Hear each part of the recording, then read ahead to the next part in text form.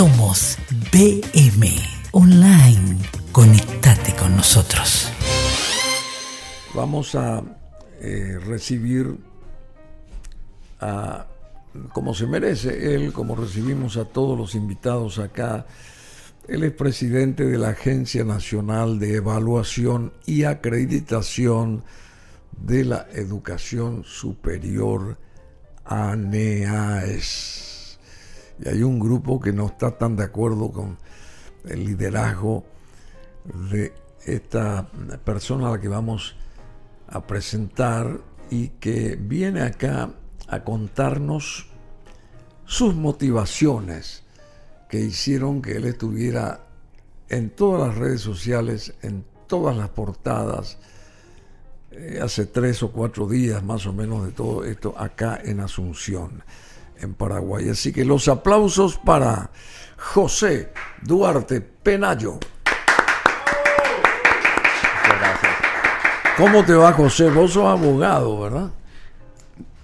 Primero, bueno, muy buenos días. ¿Cómo te Bruno? Bien, estamos muy bien. Es un placer estar contigo, conocer este lugar tan hermoso. Te Muchas felicito gracias por esta iniciativa de estar al frente de este medio.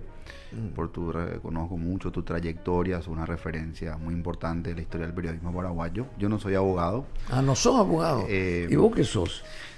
Mirá, bueno, vos sos filósofo. Siempre pensé que iba a ser abogado, pero el camino me llevó para otro lado. Vos sos filósofo. Soy licenciado en Sociología, estudié en la Universidad de Buenos Aires. Sí, mi carrera. Y en Francia también estudié la licenciatura en Filosofía, hice una maestría. ¿En la Sorbona tuviste? Estuve en Sorbonne, hice una maestría también en Filosofía y me doctoré en el año 2021, justo en medio de la pandemia. Tuve que defender mi tesis de manera virtual porque yo había venido a Paraguay y no pude ya volver.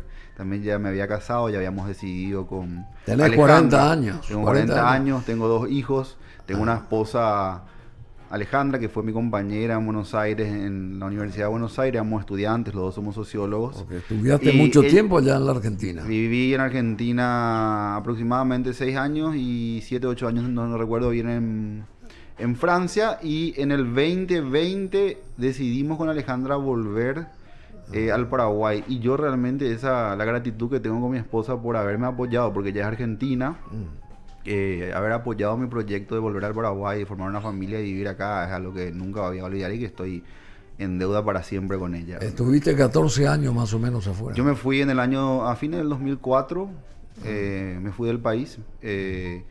Empecé la Universidad Católica del Probatorio, pero decidí salir del país. En ese momento mi padre era presidente de la República y no me sentía cómodo por la situación.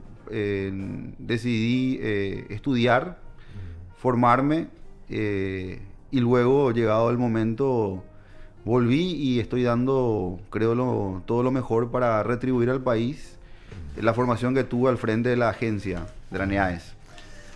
ANEAES, vos tuviste también una agencia publicitaria, me parece. Yo, antes de la ANEAES, fui director académico del Consejo Nacional de Educación Superior el año pasado.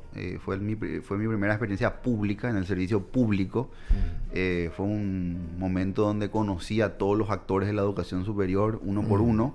Antes de eso, trabajamos siempre con mi hermano, en realidad, el que tiene Oima Films, que funciona como Héctor Duarte, cineasta, productor, audiovisual. Pero siempre trabajamos en conjunto, también con Alejandra, mi esposa, en materia de consultoría política desde hace muchos años. Luego yo dejo de lado todo eso, queda Héctor, Alejandra en ese rubro, yo entro a la función pública. Trabajan muy cohesionadamente ustedes. Hoy yo estoy alejado de todo lo que tenga que ver con ese trabajo, con el que estuve muy involucrado en el pasado. Al ingresar a la función pública es muy difícil. Lo único que hago fuera de la función pública es la docencia. Soy docente de varias universidades públicas y privadas.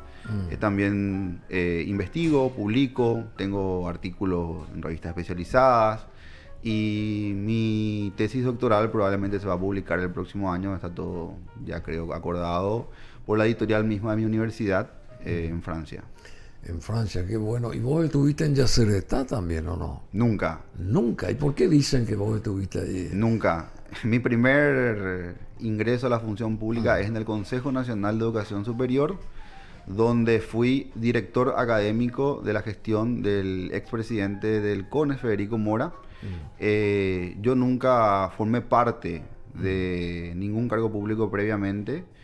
En toda mi historia tuve una relación muy lejana de las estructuras de poder, a pesar de que mi padre, desde que yo tenía, creo que 4 años, estuvo como viceministro, ministro de Educación en 2 oportunidades, presidente del Partido Colorado, presidente de la República, embajador y también director de la entidad binacional Yacyretá. Nunca, creo que no he visitado siquiera su oficina en Yacyretá.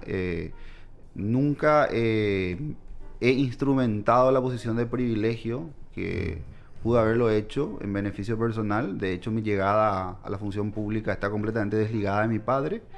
Llego al CONES por invitación del entonces presidente Federico Mora y llego a la NEAES por una decisión exclusiva del presidente de la República, al que conocí en el año 2021 cuando hicimos un trabajo de estudio cuantitativo, una encuesta, y vimos que su posicionamiento era imparable, y de ahí forjamos una amistad con el presidente Santiago Peña, al que le estoy sumamente agradecido por la oportunidad. Mi padre se enteró de mi llegada a la NEAES por la prensa. Entonces, yo no tengo una historia anterior a mi paso por el Consejo Nacional de Educación Superior y la NEAES. ¿Qué es la NEAES? ¿Qué es? La NEAES es la agencia que evalúa la implementación en términos de calidad de todas las carreras de educación superior, sobre todo el mundo de las universidades, que es la que tiene mayor cantidad. En Paraguay hay una institución que se llama CONES, donde yo trabajé primero, fui director académico, que tiene la función de habilitar, es como darte un permiso legal para que vos empieces a existir como institución. Pero la NEAES evalúa cómo se implementa eso que se habilitó. Por eso necesita una primera promoción de egresados. Tiene una matriz de calidad y la NEAES no evalúa con sus funcionarios, evalúa con un registro de expertos nacional de pares. Y desde mi gestión nosotros establecimos una política muy dura de transparencia. Por primera vez en la historia la NEAES transmite sus sesiones en vivo. Por primera vez en la historia la NEAES publica las sesiones en vivo. Es una decisión nuestra. Por primera vez en la historia la NEAES publica el informe de los pares evaluadores. Por primera vez en la historia el Consejo Directivo respeta el informe de los pares evaluadores y no se aparta 1 milímetro de los mismos. Por primera vez en la historia la NEAES difunde el estado de las acreditaciones para que los ciudadanos, los jóvenes y las familias sepan qué carreras tienen garantía de calidad y cuáles no tienen. Por primera vez la NEAES hace estudios, investigaciones sistemáticas mostrando la diferencia entre la brecha entre carreras habilitadas y carreras acreditadas, que es el gran problema de nuestro país, es una brecha muy grande.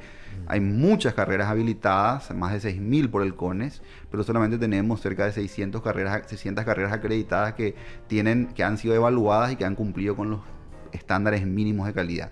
¿Qué hace la NEAES? Te da seguridad de que tu infraestructura, tu plantel académico, tu currículum está actualizado y que esa formación que invertís puede beneficiarte tanto personalmente, en términos de empleabilidad y inserción socioprofesional, pero también en términos de desarrollo nacional, porque el Paraguay necesita perfiles productivos pertinentes según nuestro modo de producción, nuestro sistema de producción económica y nuestra propia sociedad. Bueno, vos que viajaste mucho, 14, 15 años afuera, uno absorbe un montón de cosas, y más en Europa o en Buenos Aires, que me imagino que seguís ligado a través de la familia de tu señora y de todos tus amigos que habrás dejado allá en la capital argentina, y por lo que estudiaste y todo eso.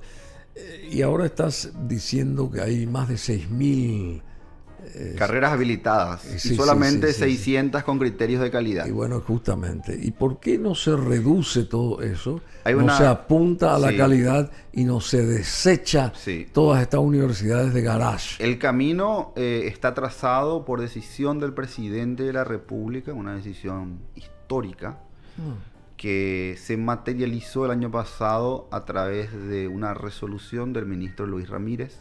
El Ministerio de Educación es el ente rector, nosotros somos una agencia autónoma que evalúa, somos una entidad eminentemente técnica. no tenemos poder sancionatorio, el cierre de una universidad o una carrera compete al CONES, el registro de título compete al MEC, nosotros somos evaluadores. ¿Y qué hizo el ministro Luis Ramírez bajo la línea del presidente de poner a la calidad en el primer lugar, el presidente Peña? Sacó una resolución que es muy importante que todos los jóvenes que están por iniciar el año universitario sepan, que establece que el año 2026 todas las carreras que están obligadas por ley, por la ley 2072, tienen que iniciar su proceso de evaluación con fines de acreditación en la NEAES. O no podrán registrar título. Ya no habrá títulos sin respaldo académico. En el 2028, solamente aquellas carreras que hayan pasado las evaluaciones de la NEAES y hayan acreditado, según la resolución del ministro Luis Ramírez, podrán registrar títulos. Es una decisión muy fuerte del gobierno y que apunta hacia una reestructuración del modelo, porque se está diciendo al sistema, o ustedes se adecuan, corrigen sus fallas estructurales, o no podrán seguir registrando títulos.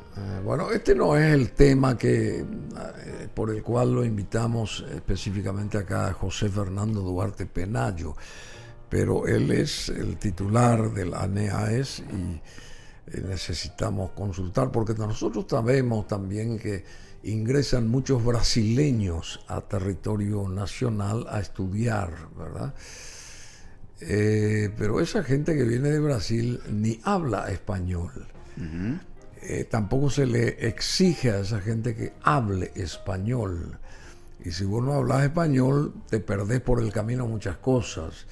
Pero salen recibidos con un título y esto y lo otro, porque ahí entra la parte comercial de las universidades, que son las que captan a toda esa gente, ¿verdad? Yo simplemente, es difícil esto, ni yo soy capaz de responder, porque si vienen los brasileños, aleluya por un lado, pero por otro lado tienen que adecuarse a el modus vivendi, usos y costumbres de nuestra patria, no en territorio paraguayo elevar y hacer flamear una bandera brasileña en un colegio, en una institución, o lo que sea. Todo eso forma parte de lo del País Ramírez, que tiene que velar País Ramírez por eso, ¿verdad? Que hay que bueno, ese tipo de cosas, pero este no es el tema nuestro de hoy. Un poquito sobre eso, porque yo soy una persona que tiene profundas convicciones nacionalistas, ¿verdad? Y creo que el Paraguay tiene que defender y afirmar su identidad. Ahora, nosotros estamos llevando adelante un proceso de mucha transparencia en la NEAES y sobre todo medicina es una preocupación. Creo que lo importante es entender que no todas las universidades privadas o que captan brasileños son iguales. Hay algunas que son de vanguardia, que están haciendo bien el trabajo, otras que están un poco más rezagadas y otras que están más atrás. Pero la NEAES tiene una ruta de mejora continua. Y hay una ley que establece la obligatoriedad del examen en español hoy en día. O sea que el subsistema se está ordenando, Bruno. Nosotros tenemos que avanzar hacia un modelo que no baje los estándares de calidad por exigencias económicas nada más, sino que vea en esta oportunidad la posibilidad de tener un centro universitario regional con altos niveles y estándares de calidad. Pero para eso la institución que evalúa tiene que estar blindada de cualquier interés económico y político. Y esa es nuestra línea. Eso sería una panacea, fabuloso lo que decís. Pero así estamos actuando la NEAES y todos pueden verificar, porque son públicas nuestras decisiones administrativas desde que hemos decidido que las sesiones se publiquen y que se comparen lo que dicen los evaluadores. Y decime, y yendo a lo actual, esto que encendió una mecha política, histórica, la cuestión de la era estronista y sus más y sus menos, a través de José Fernando Duarte Penayo. Acá, por ejemplo, aparece el PLRA, que dice que está solicitando que saquen, que te excluyan de la titularidad de ANEAES, por ejemplo, ¿verdad? Porque acá se mezcla todo. Acá nunca se hizo una evaluación de los 34 años del gobierno de Stroessner. Nunca se hizo un mea culpa acá, en líneas genéricas. Y en 34 años pasaron muchas cosas. Se hicieron cosas buenas, se hicieron cosas no buenas y hasta malas y muy malas.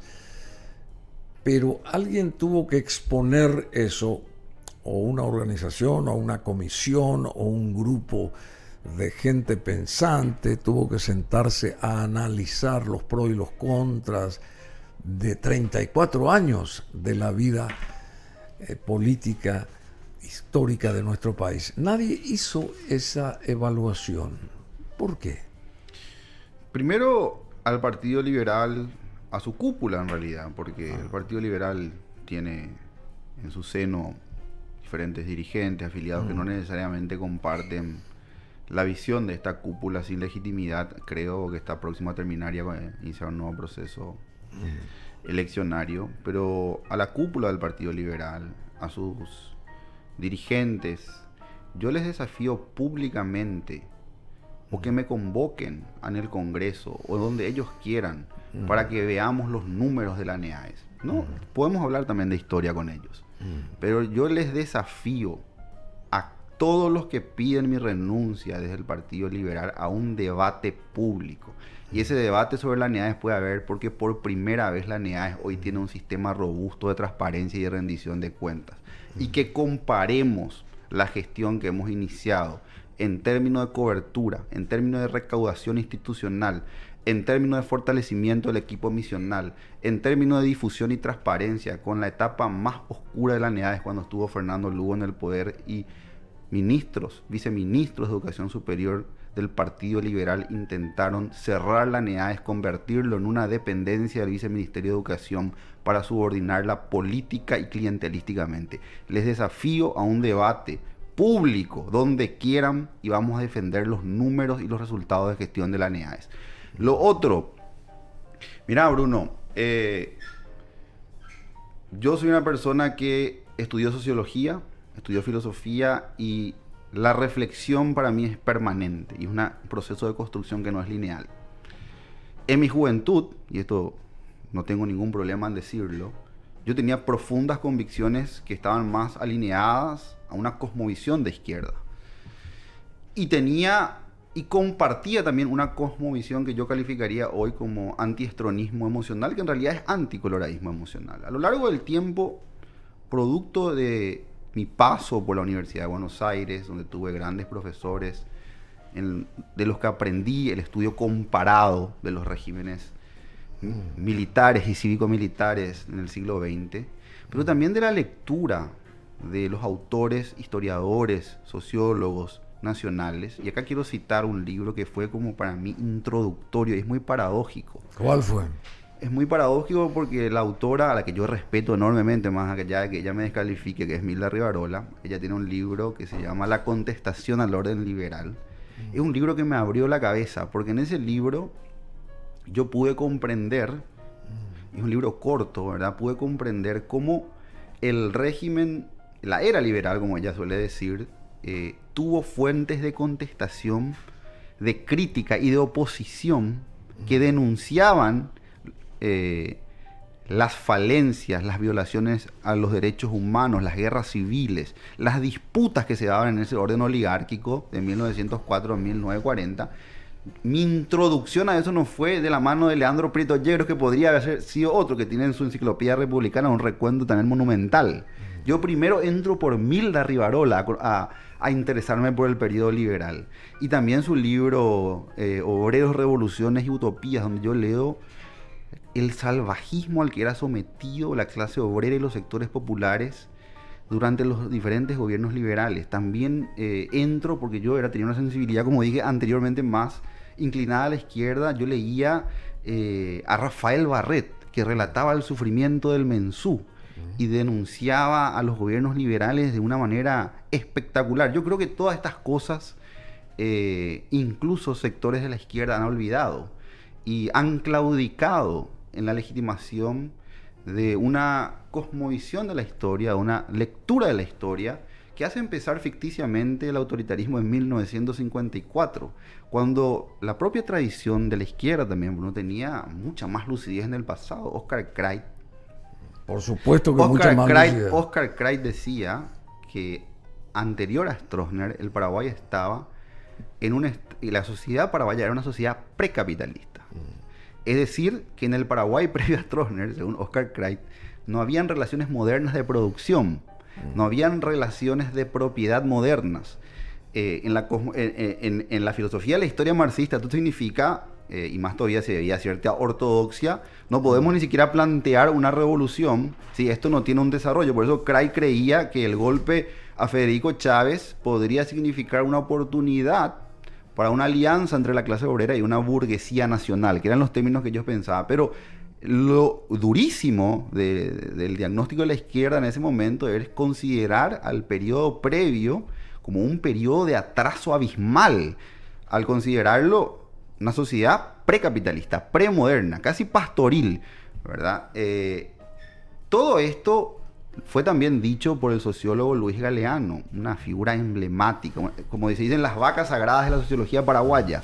En su libro Modernización conservadora, parcial y tardía, que es como califica Luis Galeano a Stroessner, diciendo Stroessner modernizó el país, la estructura productiva del país, de manera tardía y parcial. De manera tardía porque el Paraguay recién entra a relaciones efectivas de producción con Stroessner, porque justamente, como dice también Oscar Kreit, previo a eso teníamos un orden basado en sucesión de guerras civiles, anarquía, caos, muertes que enlutaron a la patria, que se tuvo que endeudar al Paraguay para financiar guerras civiles mientras avanzaban los bolivianos en el Chaco, y no se podía construir estabilidad. Eso no es verdad, lo de que se tuvo que financiar. Justamente la guerra del Chaco se ganó sin prestar un centavo. Estas guerras civiles de los liberales, de 1922, donde murieron 20.000 personas, se sacaron empréstitos internacionales para financiar guerras civiles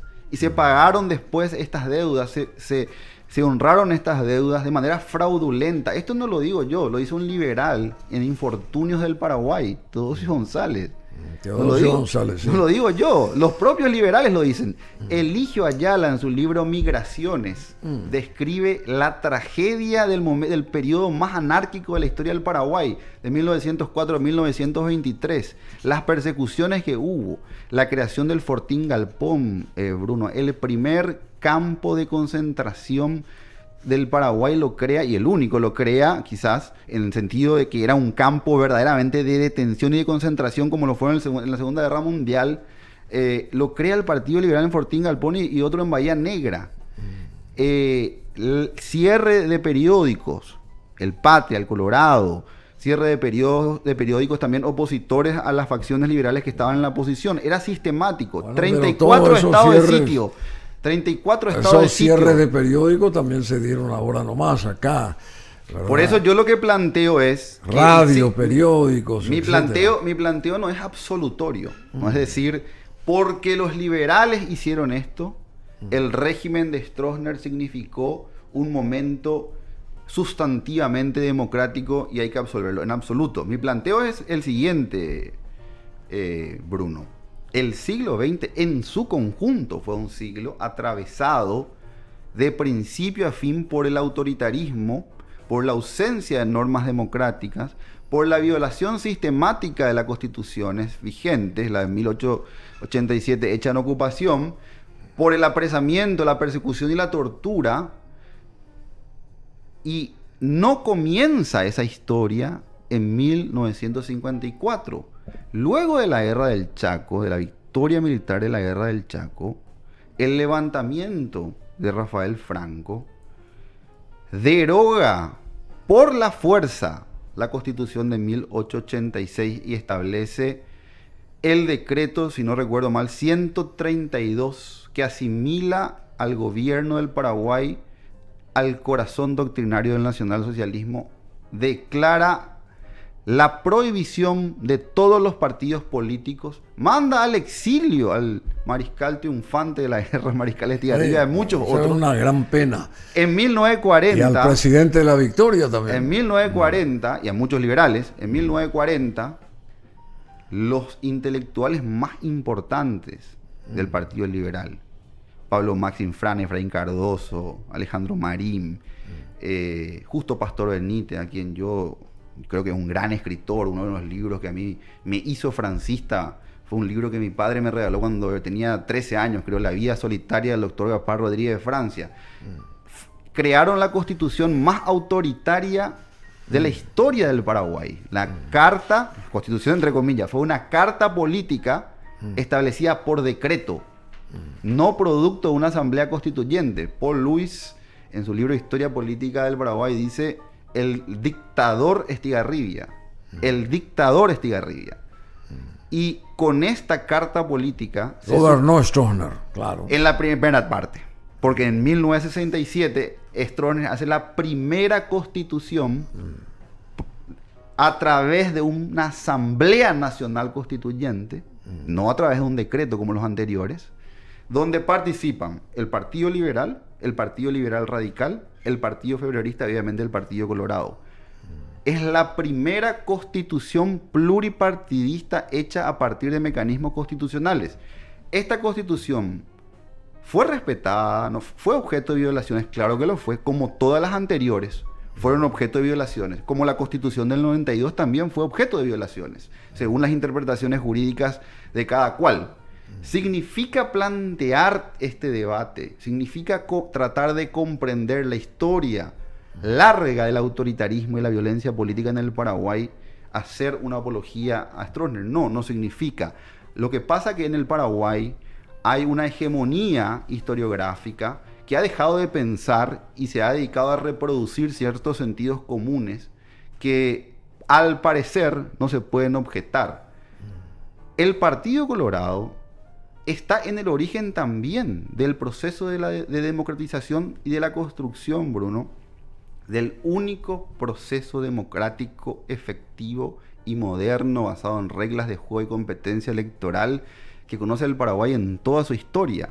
Mauricio Schwarzman, en su libro Mito y Duelo, dice que la oposición era espectadora de la caída y que la oposición respecto de Stroessner no tenía proyecto político sino expectativas biológicas. ¿Qué significa? La oposición esperaba la muerte de Stroessner. ¿Quiénes rompen la lógica hegemónica del stroessnerismo? Una facción del Partido Colorado del tradicionalismo con una facción de las Fuerzas Armadas en el marco del vigente pacto cívico-militar, y se inicia la apertura democrática. Un gobierno colorado, el gobierno de Nicanor Duarte Frutos, estableció la Comisión de Verdad y Justicia, que investigó lastimosamente solo desde 1954. Hubiera sido interesante que esa comisión tuviera una amplitud histórica más grande e investigara la violencia y la violación de los derechos humanos en el siglo XX en el Paraguay, pero bueno, hicieron un trabajo importante. Yo no desconozco ni descalifico, creo que fue un momento importante, y sacó un documento que se entregó al inicio del gobierno de Fernando Lugo, pero que se trabajó durante todo el gobierno, sobre todo un gobierno colorado. Fue el gobierno de Nicanor Duarte Frutos el que empezó el pago a las víctimas de la dictadura de Stroessner. Y acá decir todas estas cosas, matizar, poner en contexto, tratar de salir del maniqueísmo en el que cierta historiografía piensa, pareciera que tiene que tener como única consecuencia la indignación o una práctica cancelatoria del debate. Bueno, yo te escuché atentamente y me parece muy bien la postura tuya, la vehemencia con que vos describís.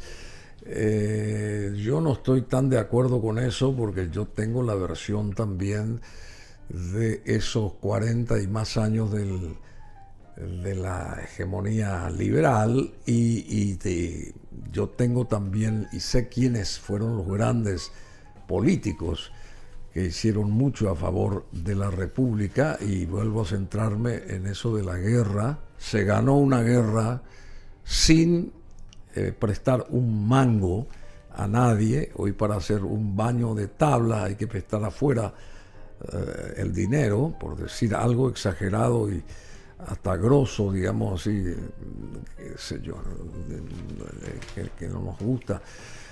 Acá se dilapidó mucho dinero en toda esta historia de la democracia. Vamos a comenzar por ahí también. Se gastó en demasía y en otras partes del mundo se hace mucho más por la mitad de lo que nosotros tenemos anualmente a favor del movimiento del país, en los 19.000 millones de dólares que se utiliza anualmente para que exista el Paraguay, ¿verdad? Y si eso se pudiera, digamos, dedicar esa plata, la mitad de ella, a nuestra cuestión social, por ejemplo, toda esa gente de bajos recursos que no tiene ni para un plato de comida diario, y hasta ahí, y está, qué sé yo, vos me entendés lo que yo te estoy diciendo. Acá se roba mucho, demasiado se roba, y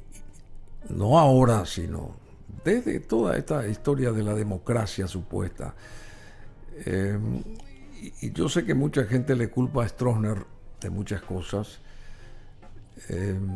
Yo no, específicamente lo de los derechos humanos, no quiero tocar ese tema yo en lo personal, pero yo creo que Paraguay avanzó infraestructuralmente con Stroessner también, ¿verdad? Y a veces se mezclan las cosas o a veces no se mezclan, se ve solamente una parte, la cuestión de las muertes que vos decís, y en Chile morían 30 millones de personas, o 30.000 personas creo que murieron en la época de Pinochet, y acá mucho menos en cifras, ¿verdad?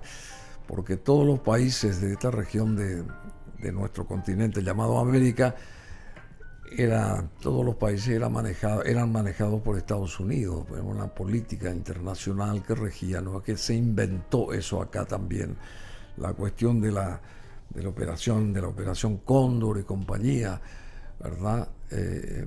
Tampoco le defiendo a Stroessner, pero yo sé qué estuvo mal y qué estuvo bien. Yo nací en 1954, con eso ya te digo todo, o sea que yo crecí en el gobierno de Stroessner y yo sé por dónde nos apretó el zapato y dónde no, ¿verdad? Yo tenía un hermano en ese momento que estaba en contra de Stroessner, ¿verdad? Que fue un luchador político contra Stroessner en mi propia casa. Y yo estaba en un canal de televisión que pertenecía al hijo de Stroessner, por ejemplo. Yo me hice notar ahí, en Canal 9. O sea que te puedes imaginar Bueno, y después mi hermano se casa nada más y nada menos que con la nieta de Juan Ramón Chávez. Notable. Presidente del Partido Colorado. Notable, notable. Te quiero decir que acá nos conocemos todos en este país. Y así como está fustigando al Partido Liberal o a cierto sector, yo no coincido con la cúpula liberal hoy. Me parece que es una cúpula que tiene que ser cambiada absolutamente, porque no hace nada a favor del Partido Liberal, que es un partido centenario, que fue el primer partido político creado, entre paréntesis, y que hoy tendría que descollar. Y no es así, siempre está ahí como furgón de cola, que no sé por qué se está así, porque hay mucha gente valiosa del Partido Liberal, mucha gente valiosa, así como del Partido Colorado también. Yo pienso que el Partido Colorado también tiene su gente respetable, respetada. Leandro Prieto Yegros, venía y se sentaba conmigo, hablábamos horas acá, me traía sus libros, Leandro Prieto Yegros, pero tampoco se le aprovechó a Leandro Prieto Yegros, porque él no descabalgó de su ideal de ser estronista, y por eso yo lo respetaba a él, porque no se bajó del carro y no cambió de bando, por ejemplo. Él hasta que murió fue estronista, y eso le da un valor a la persona, ¿verdad? O sea que en todos lados se cuecen habas, querido José Fernando Duarte Penayo. ¿Por qué vos te centraste en esto del estronismo? acá te endilgan de que vos querés reivindicar a Stroessner. ¿Vos querés reivindicar a Stroessner? No, en absoluto. Fue en el marco de una entrevista sobre diferentes temas con el periodista Gustavo Recalde. Y en un ping-pong él pone la foto de Stroessner y yo di mi parecer.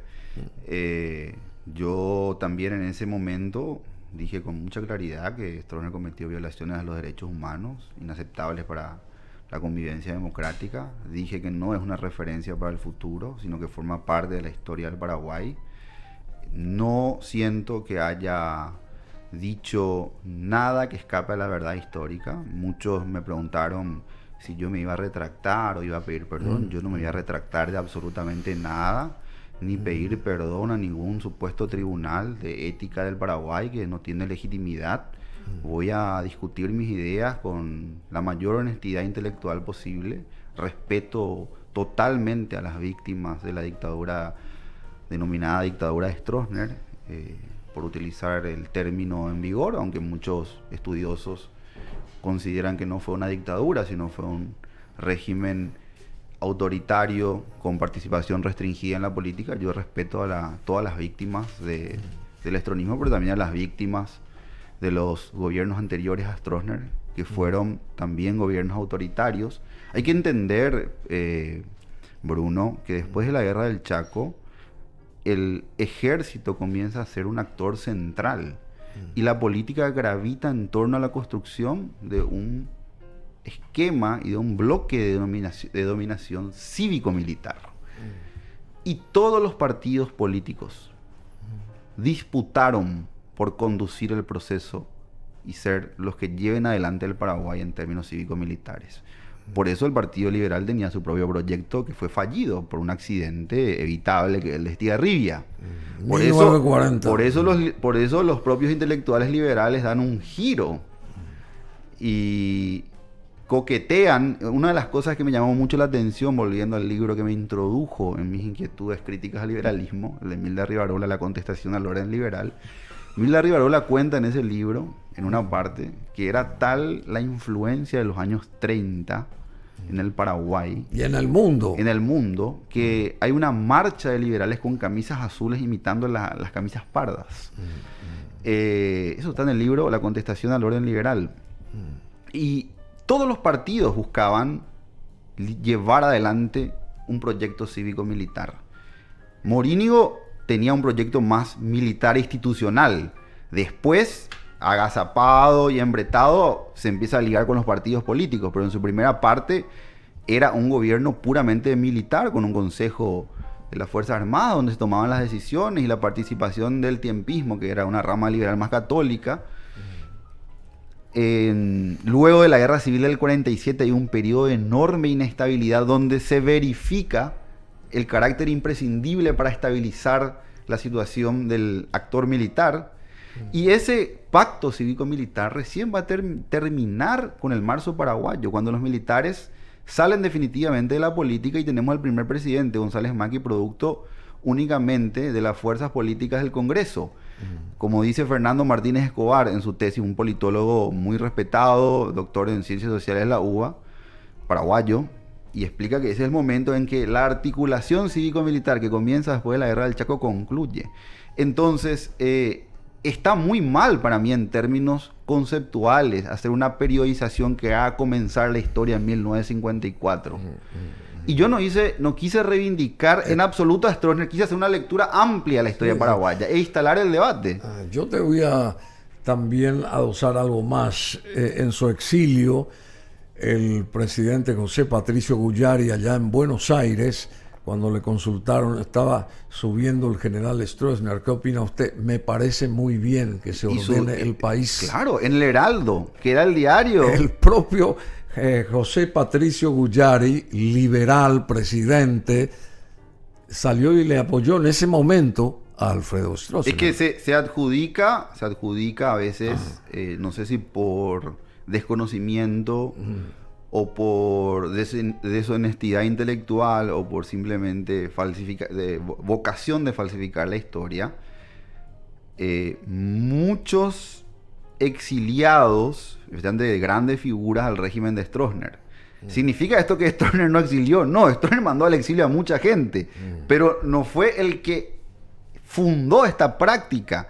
La mayor cantidad de exiliados, dirigentes políticos, se da después de 1947, que es una guerra civil a la que en absoluto se le puede responsabilizar al Partido Colorado. Fue un levantamiento del 80% de las Fuerzas Armadas contra el gobierno de Morínigo, apoyado por el Partido Liberal y el Partido Comunista y los febreristas, y que fueron derrotados por el Pinandí Colorado, por el pueblo colorado en armas.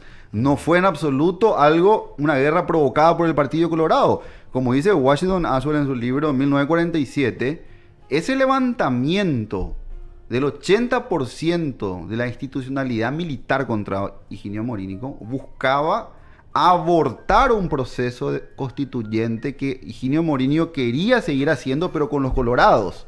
Para abortar eso, esta sublevación trágica que produce la mayor cantidad de muertes, probablemente comparable solo a 1922 y 1912, 13, genera una cantidad de exiliados, y esa política va a seguir y va a ser radicalizada por Rafael Franco.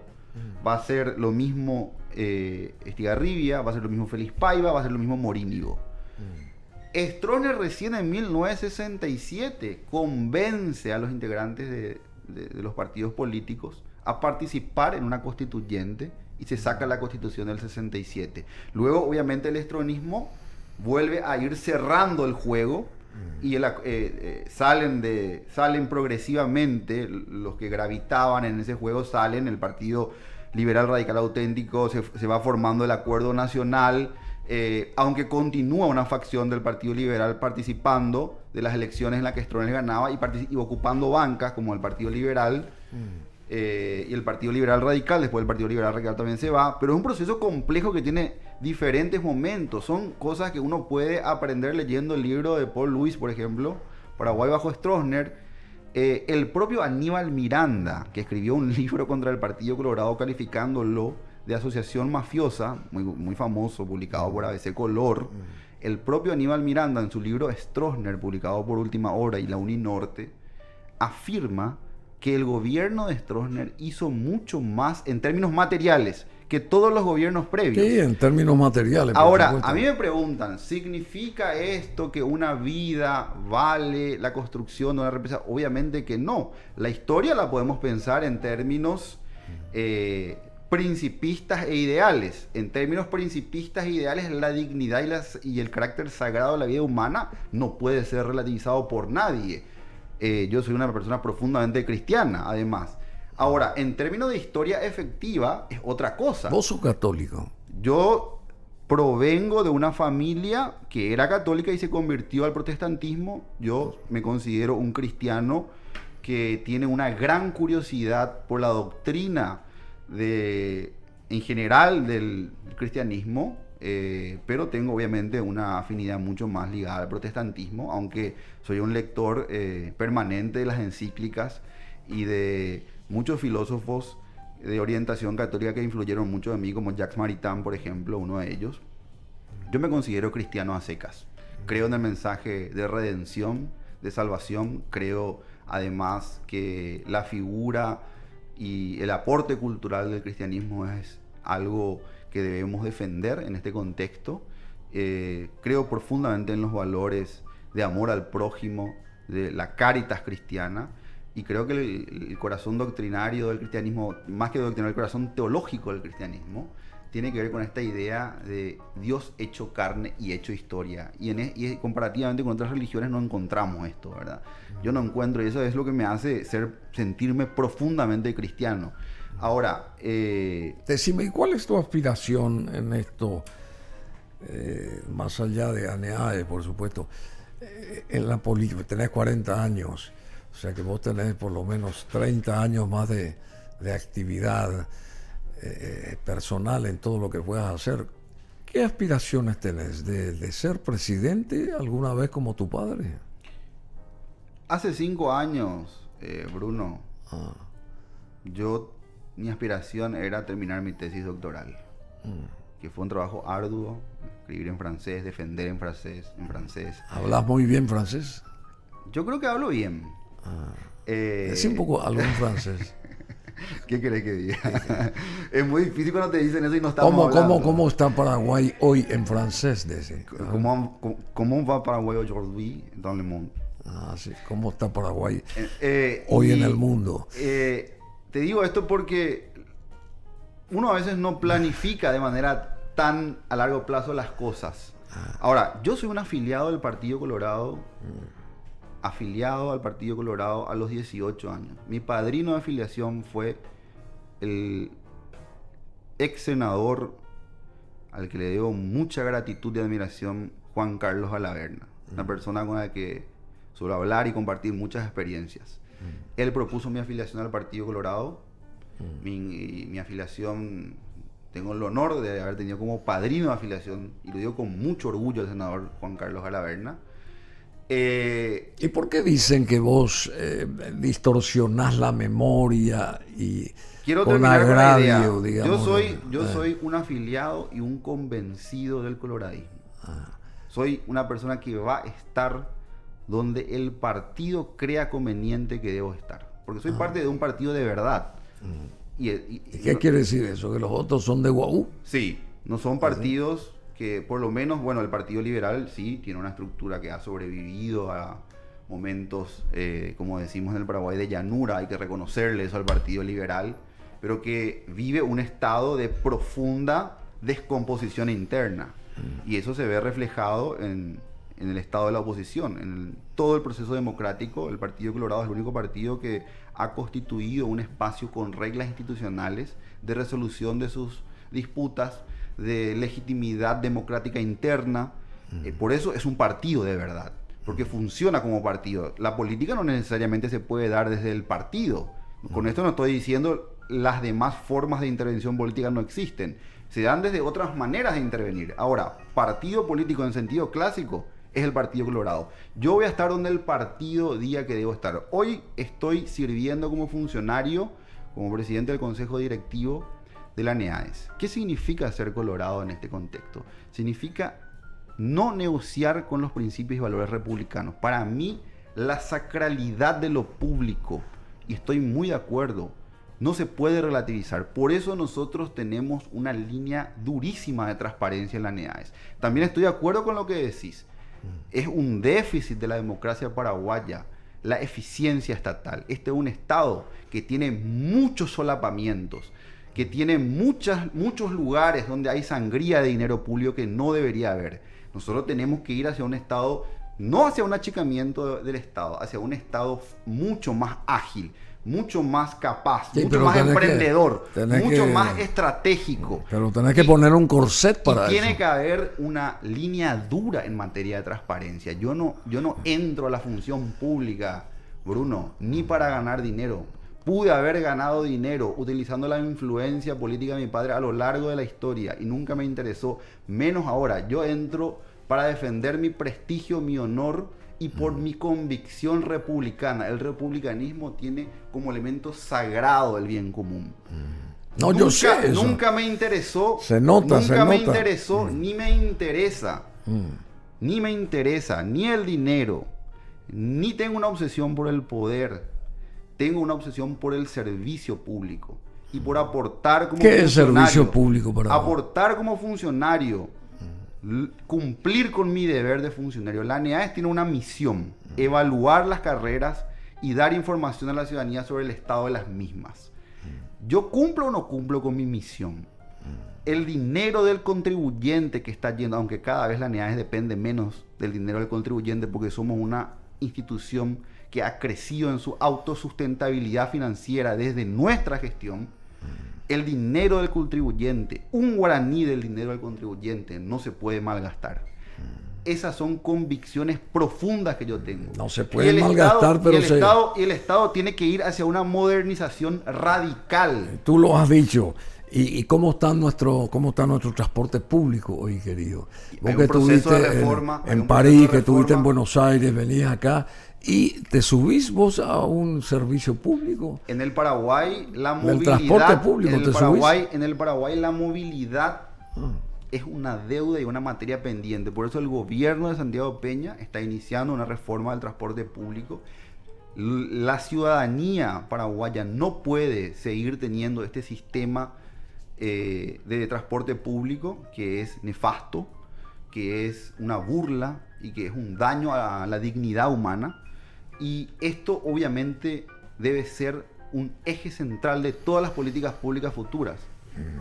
No, yo sé eso. Bueno, querido, te felicito realmente, José Fernando, te felicito por esa locuacidad tuya, por ese conocimiento histórico tuyo también en gran parte,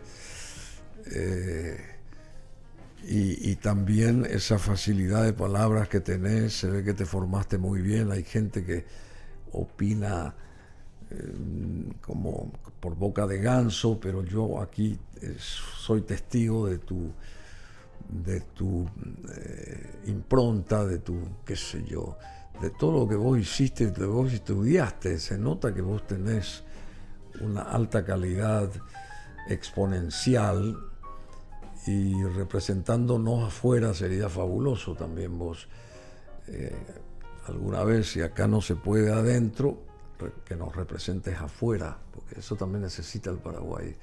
Vos serías un brillante embajador, por ejemplo. En Francia. O donde quieras. Y te lo digo honestamente, o sea que... No me desagrada eso. Me preguntaste si quería ser presidente. No, pero yo sé que ese camino es mucho más difícil. Yo quiero decirte y se algo embadurna sobre la persona, eso. se embadurna la persona. Yo voy a donde me invitan.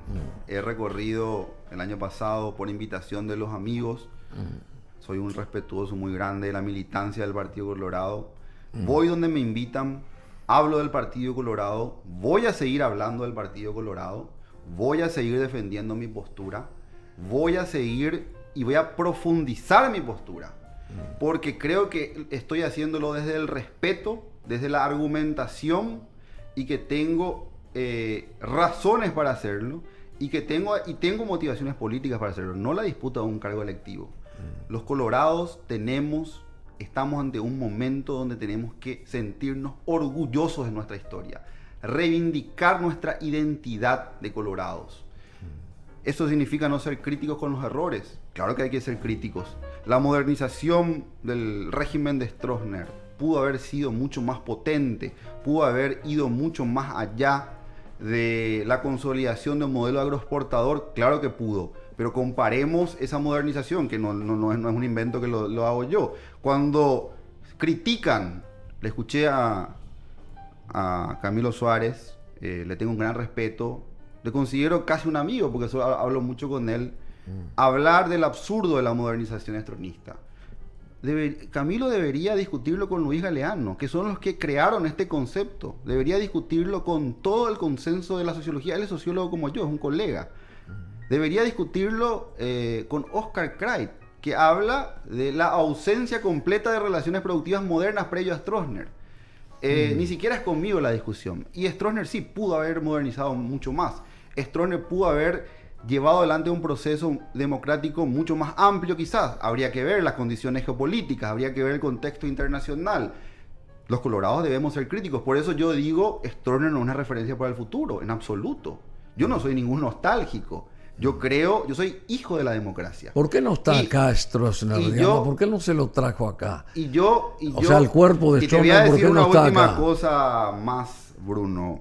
Discúlpame que me extienda, pero creo que tengo cierta autoridad, porque mi padre, con el que también soy crítico en muchas cosas, no solo como presidente, sino también como ministro de Educación, exministro, fue el primer presidente del Partido Colorado sin lazos económicos, familiares, ni políticos con el establishment estronista en la historia del Paraguay. Desde ese lugar, desde el lugar de un expresidente que instaló la Comisión de Verdad y Justicia, que empezó a pagar por primera vez a las víctimas de las violaciones de los derechos humanos del régimen de Stroessner, yo me siento con las credenciales para discutir la historia de manera amplia. A mí no me van a correr como si fuese parte de una herencia del estronismo. Mi historia no tiene nada que ver con eso. Entonces, desde esta convicción vamos a profundizar la discusión y vamos a llevar a cada base partidaria esta discusión. ¿Por qué no se trajo el cuerpo de Stroessner acá? Los restos. Habría de que Stroessner. preguntarle al expresidente Nicanor Duarte Frutos. Te puedo ayudar si querés a que venga él acá y cuente la historia. Fue su gobierno el que impidió o el que no estuvo de acuerdo con dicha medida. Fue su gobierno. Stroessner muere en el 2006. Claro. Bueno, y Yo estaba en Buenos Aires. justamente Nicanor Duarte Frutos, de su hijo, dice cuanto sigue: José Fernando no necesita que su apá le defienda, es un hombre con sus propias opiniones y ¿cómo se llama? Convicciones. Y yo creo que también por ahí vas, querido José Fernando. Realmente me causaste una buena impresión acá hoy en cuanto a tu formación, ¿verdad? Podemos estar de acuerdo o no con ciertas medidas, pero tenés un gran conocimiento de muchas cosas y sería fabuloso que nos representes exteriormente, digamos, alguna vez. Voy a representar a mi país y a mi partido donde me toque representar. Y voy a seguir hablando de la historia del partido y sobre todo, en primer lugar, voy a seguir trabajando para que la educación superior rompa con la lógica de la simulación, con la lógica de las presiones, con la lógica de las acreditaciones falsas. Nosotros ya no entregamos acreditaciones falsas. El Partido Liberal, por eso le vuelta, que pide mi renuncia, les invito a la NEAES a ver nuestros números, nuestros mecanismos y nuestros procedimientos y a comparar con lo que había antes en la institución. Bueno, pero yo te agrego algo más. Me parece muy bien esa convicción tuya, ese coloradismo, todo eso, pero vos sos antes que nada paraguayo. Absolutamente. Y entonces vos tendrías que ampliar ese horizonte tuyo político y centrarte en todo lo que decís, que es magnífico, pero dentro del esquema de un paraguayo hoy moderno del siglo XXI, que tiene una mente mucho más amplia, no solamente una mente partidaria, sectorial. En absoluto, pero las grandes transformaciones requieren de partidos políticos organizados, Bruno. Sí, ya sé, no se hacen desde eso. el vacío. No sabemos Y, eso. Que el mejor partido en ese sentido es el Partido Colorado. La misión del partido, organizacionalmente. La misión del Partido Colorado, por eso, y siempre ha sido su fortaleza, es la de ser el intérprete del ser nacional. Pero el Partido Colorado no es el ser nacional. El Partido Colorado no es la paraguayidad. Y en eso tengo una disidencia con el relato más épico o más exagerado de ciertos intelectuales del estronismo. El Partido Colorado no es sinónimo de paraguayidad. El que no piensa como un colorado no tiene menos paraguayidad. Pero el Partido Colorado tiene la misión de interpretar el sentir del pueblo paraguayo en su conjunto y de seguir modernizando el Paraguay, de seguir construyendo eso que decís, Bruno, un país moderno, grande, potente, en todas las áreas, no solamente económicas, en su capital humano, en su seguridad fronteriza. Nosotros tenemos grandes desafíos geopolíticos en volver a dignificar a las fuerzas, a las gloriosas fuerzas armadas de la nación que defendieron la patria. Ese es el camino en el que tenemos que transitar en el siglo XXI. Bueno, ahí en la Avenida España, casi, ¿cómo que se llama esa avenida? Que se va al Club Alemán, General Santos, ahí en la esquina. Ese era ahí vivía Germán Guyari y todos sus hijos y qué sé yo. Y él plantaba una bandera liberal y enfrente a él vivía, ¿cómo se llama este señor? Prieto, von Prieto. Leandro. Y plantaba su bandera colorada. Ahí en España pasaba frente a frente. Eso no es de un ratito, qué sé yo, de acuerdo a los aniversarios de los partidos. Y esa era la democracia. Y después, cuando en el 89, cuando Leandro Prieto Yegros se fue a despedir a Stroessner Y Stroessner dice que le digo, ¿qué tal, doctor Prieto? Y usted viaja, presidente. ¿Cómo que viajo? Sí, yo me vengo a despedir porque a usted lo sacan del cargo, le dice Leandro Prieto Yegros.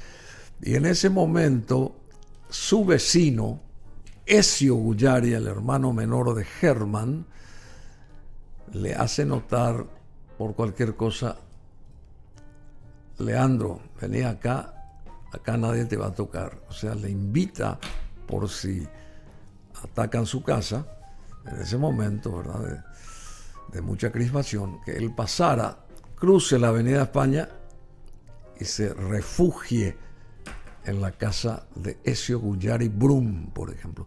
Ese tipo de cosas, cuando yo te digo, vos no te olvides de que el resto de los paraguayos también son paraguayos, o sea que los colorados no son solamente paraguayos, todos somos paraguayos y vos tenés que integrar al resto, porque esa es la ganancia, entre comillas, invitar a la gente, demostrar todo lo que vos dijiste y más, ¿verdad?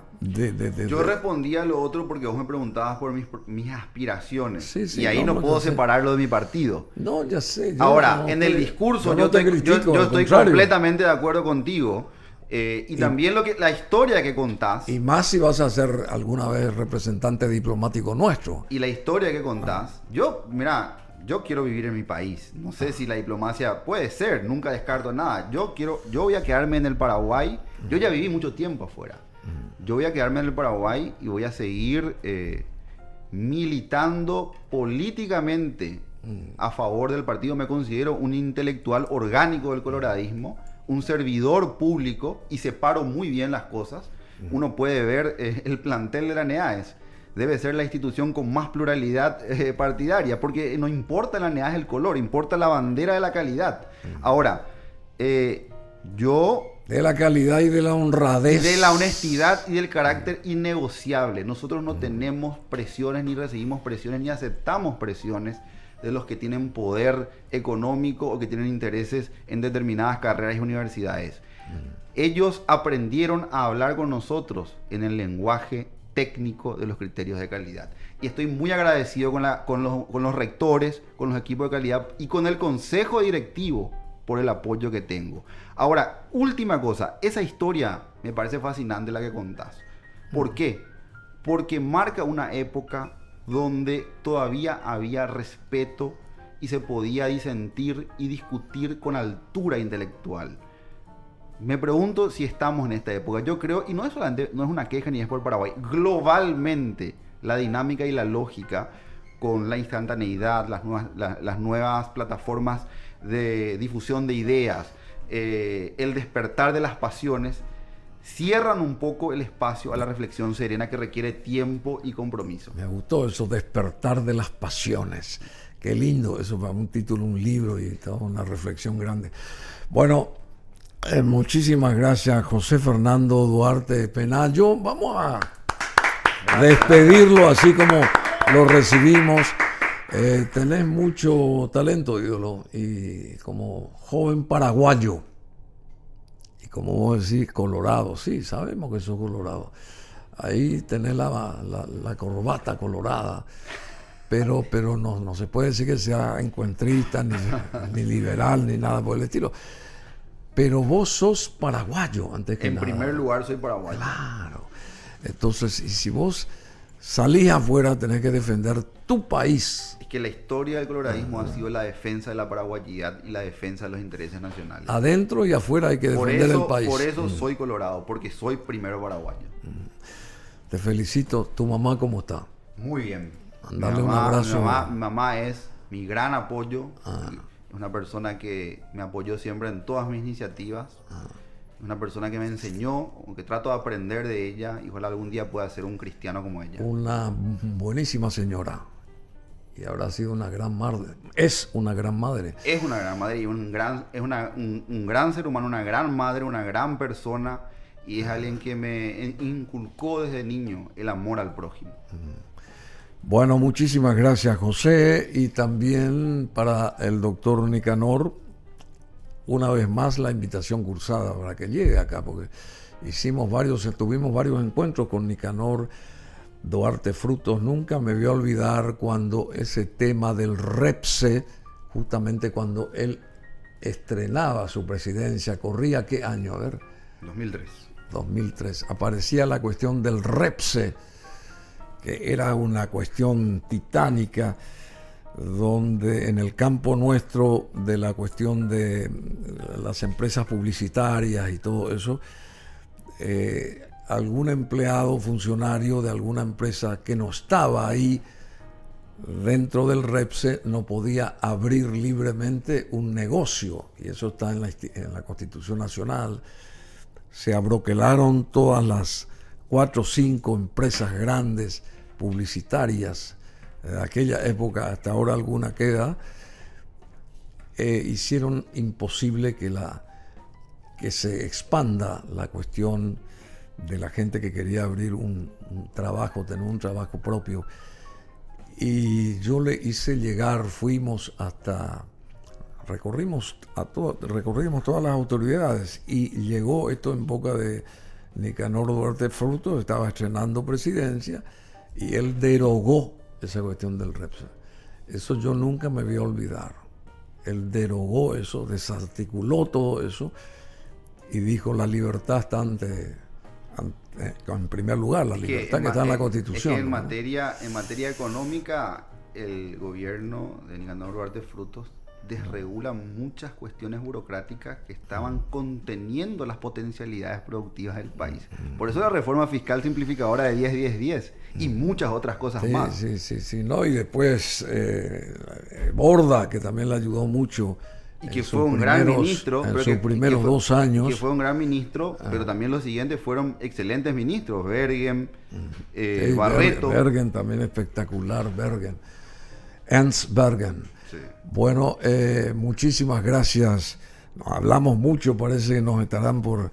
José Fernando Duarte Penayo con nosotros, y bueno, él dice acá, hay un sector que dice que él distorsiona la memoria y agravia con su posición toda, pero cada uno puede pensar y decir. El asunto es que se exponga nuestra realidad, y vuelvo a insistir, así como al comienzo, hay que hacer un gran estudio de cómo fueron esos famosos 34 años de Stroessner, del gobierno de Stroessner, y sacar toda la cuestión afuera, no solamente el sector de los derechos humanos, sino hay que también analizar todo el resto.